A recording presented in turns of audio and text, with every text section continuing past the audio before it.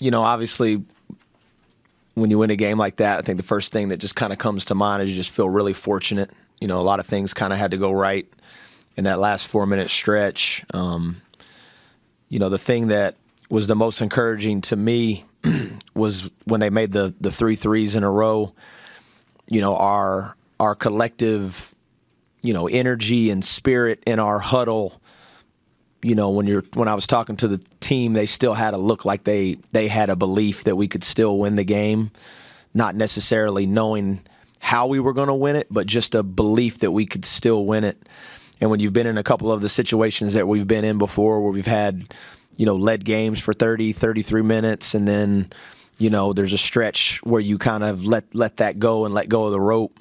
And, that can obviously kind of creep back in, and you can here we go again. But I thought our guys did a great job of fighting against that, and was able to get stops, in that last 4 minutes. Once they took the lead, I think it was maybe they only scored a basket or maybe didn't score a basket in the last couple minutes until Jizzle hit the 3 to cut it to 2. But, a lot of big plays from a lot of people when you get in those situations. And, again, just, proud of the guys. It wasn't always good basketball, but I thought our competitive spirit was there.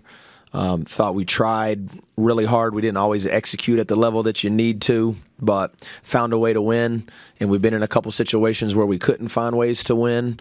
And we talked about those moments before. If the trade-off is you lose those early non-league games, and if there's just a little bit of learning and a little bit of belief, even if it's just a different level of belief that you can capture from those tough games, and just hey man, we're going to figure out how to way to win this, then it's worth it. And like I said, just really feel really fortunate, man. Really thankful, really appreciative that the crowd hung in there with us. I thought they were tremendous on a Tuesday. What was today? Tuesday night. And no, it's hard to get here for a lot of people, but they definitely willed us over the edge on that one. And yeah, so go ahead. Russ, the last 2 shots Honor and Trey hit weren't exactly high percentage looks. Just how do they get those to fall down? Yeah, they both put in incredible amounts of work, and again, their character, their belief. Again, I was a half a second from probably calling what would have maybe been the worst timeout of my career. Because Trey was kind of pinned in over there, but it was just awesome for him, man. Again, he's put in so much work.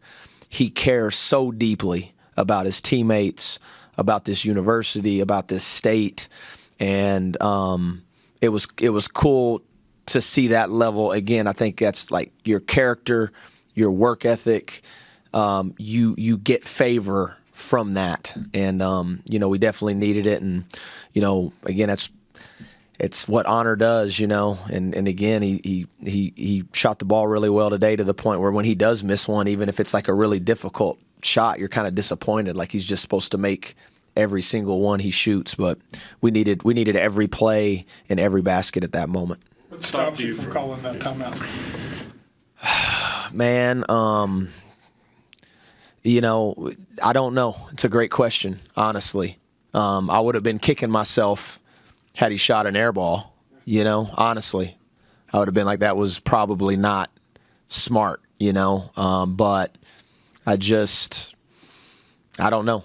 I mean, really not. I mean, it probably wasn't smart, if we're being honest, but that's why players have a tendency of making coaches look smarter than they actually are, and so but I trust those guys, and I really thought he was going to still be able to get by him a little bit, and that's why I didn't, because he kind of, it was 3-2, and I thought he could still, because I think it was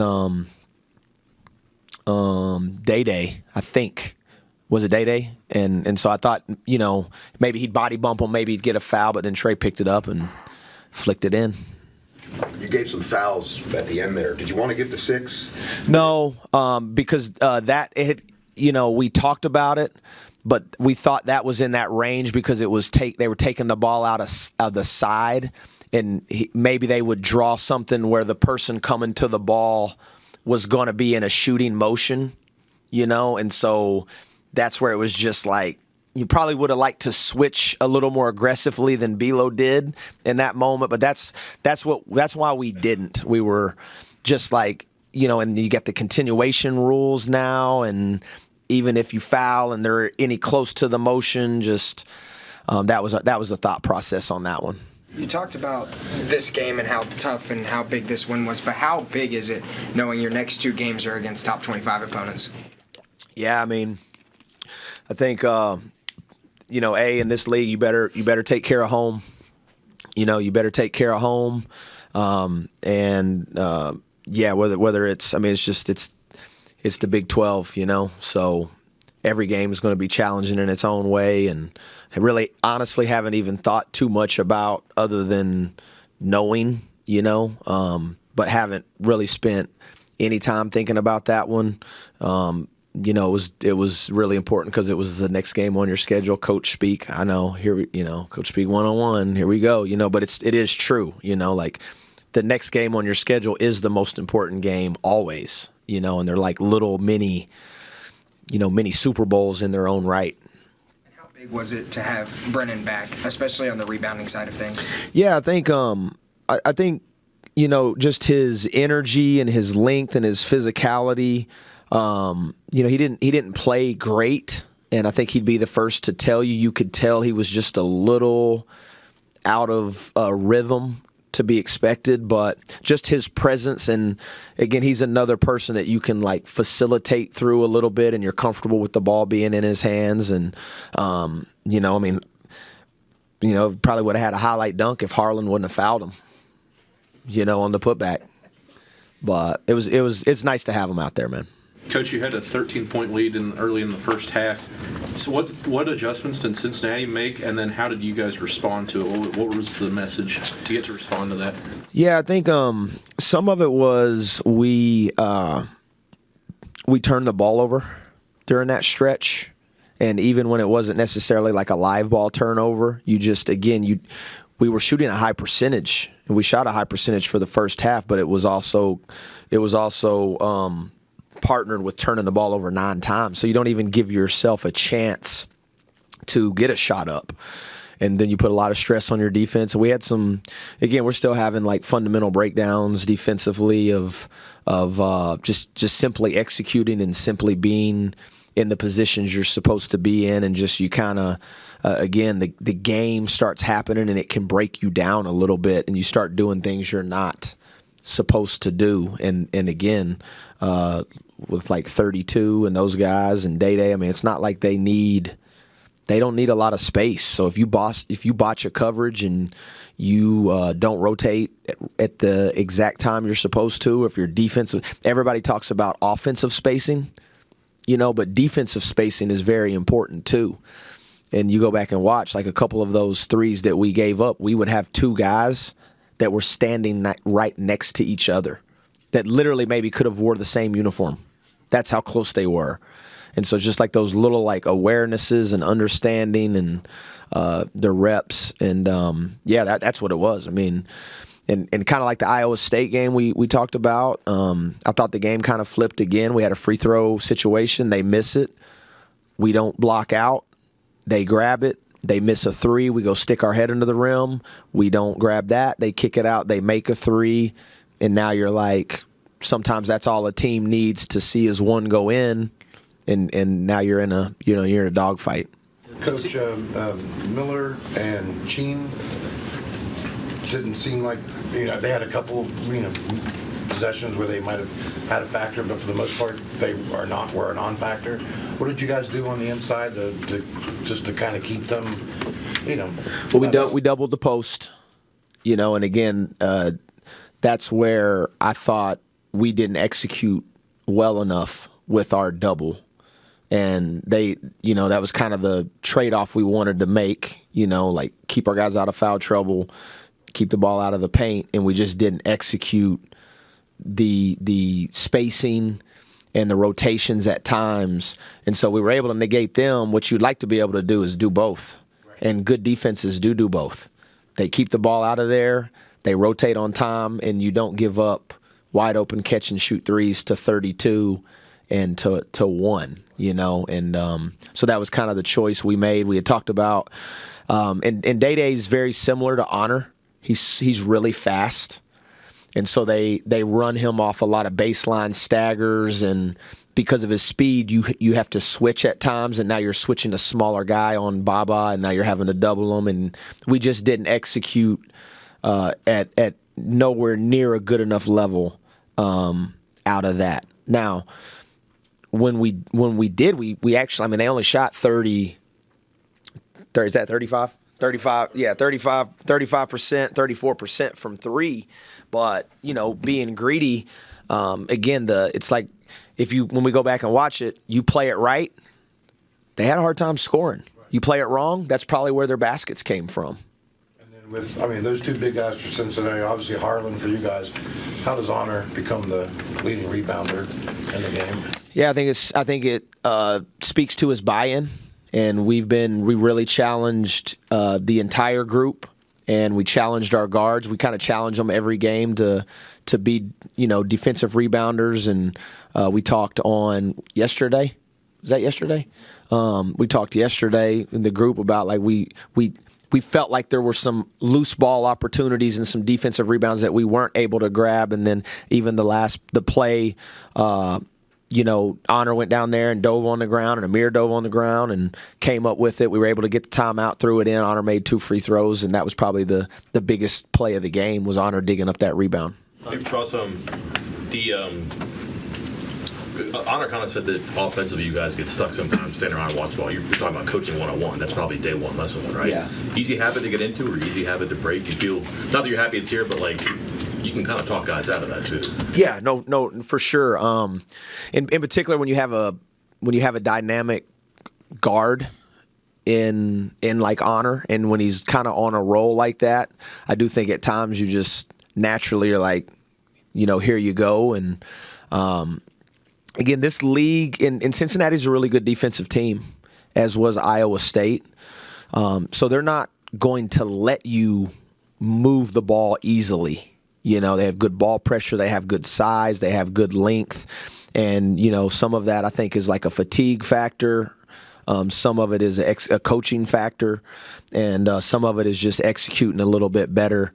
And there's times you look out there, you get the ball, about as close to the basket as you can get it, and it's you can't do much better than that, Coach, in regards to that stretch in the second half when you're not scoring for a little under 6 minutes, when you go back on film, are you going to be watching more of what you guys did defensively, or will it be just a shot selection, how you guys kind of executed on offense? Combination of both. Again, I know you guys can hear me, Coach Eustace, who I, worked for, he was at Iowa State, won the Big 12 twice. I worked for him for 4 years at Colorado State and 1 year at Southern Miss. He always said coaching is repeating itself. In a lot of ways it is. And I've said this, especially basketball, your offense and defense is going to be directly tied to each other. So if you're not getting stops, you're taking the ball out of the net, you're playing against an elite half-court defense, which Cincinnati is an elite half-court defense. They're a top 10 defense in the country. So it's not going to be easy to score. And then you're not scoring, and they're playing in transition because your defense isn't set. What we were able to do the last 4 minutes, I thought we were able to flip it a little bit. We were finally able to get some stops. That puts Chance in the open floor. That gets Honor in busted floor situations. And now you're scoring, and now you're able to set your defense. So I think it's a combination of both. Definitely can execute better in those moments. And then some of it, again, I'd have to go back and watch to really give you an honest assessment. But, again, you have a missed dunk. You have a couple wide open threes. You have a couple free throws that you don't get to go down, and that the game feels a lot different if any of those go down. And how imperative will it be just in regards to fixing empty possessions from now until Kansas and even moving forward through Big 12 play? Yeah, you want to get better every day, and again, honestly, you can't. You've got to be able to play long stretches of quality basketball win games. Like I said, I think we were fortunate to win tonight. If I'm being really honest, now our first shot defense was good. You hold the team to 32% from the floor. That's good enough to win. 9 assists to 15 turnovers. That's not going to win you a ton of games a lot of nights. But we did out rebound them. We got to the foul line. We didn't necessarily make them at the rate we needed to, but we stepped up and made them. We made the big ones late. Wasn't afraid to really drive to the basket, especially, and he seemed like more so than any of the other guys out there. Just what's something that he brings just in that ability to drive the floor, and can you replicate that with other players on your team? He's such a physical force. In particular, in the open floor, he gobbles up those long rebounds, and he's such a quick second jumper, and he makes those long layups with his left hand. And I think Amir has the ability to drive the basketball. His is a little more stop and start and change directions. I do think a fully engaged Belo is someone that can rip drive and put rim pressure on the ball. But Chance is unique in that ability. He really is, man. And again, his second jump is so fast. And he's just such a physical nature. And I thought he stepped in and towed up a big three, and Jasper made a simple play out of the post. That was a big shot as well. Coach, I'd like to maybe channel your coach speak for a second. On Saturday, every game obviously are approached the same. I totally get that. But when the other team is a storied historical program, the other coach is a Hall of Famer, does that change the equation in the slightest? With all due respect to Coach Self, who probably is on the Mount Rushmore of college basketball coaching and that program, no. Obviously you know who you're playing, but it's not. I don't want this to come off like disrespectful in any stretch of the manner, because I'm telling you right now, he probably is one of the best college basketball coaches to ever coach. But we talked about it before. Like I'm a junior college coach, and I'm 24 years old, and y'all don't know their names. Right.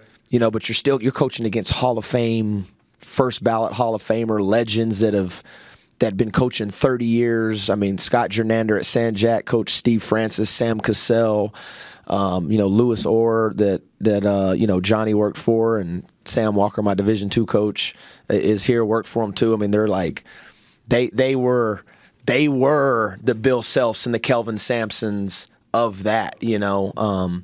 So you have so much respect for them. And with that respect, you're gonna honor them with giving your best, and so have a ton of respect for Coach Self and Kansas, and just thankful. Honestly, if you want to talk about the emotion would be man, thankful to be in this league, be a part of it's the third. This is the third best basketball league on the planet. It's the NBA, it's the Euro League, and it's the Big 12, honestly. And with that comes really good coaches and really good players. And so more than anything, there's just an appreciation and a thankfulness. And, that's kind of, but it doesn't, once the ball gets tipped, it really is your team is trying to out execute his team. And you don't spend a lot of time thinking about any of that other than man, how can I help our guys, execute better in these stretches and play better defense. That's where your mind is. Anything else? Thank you, Coach. Appreciate y'all.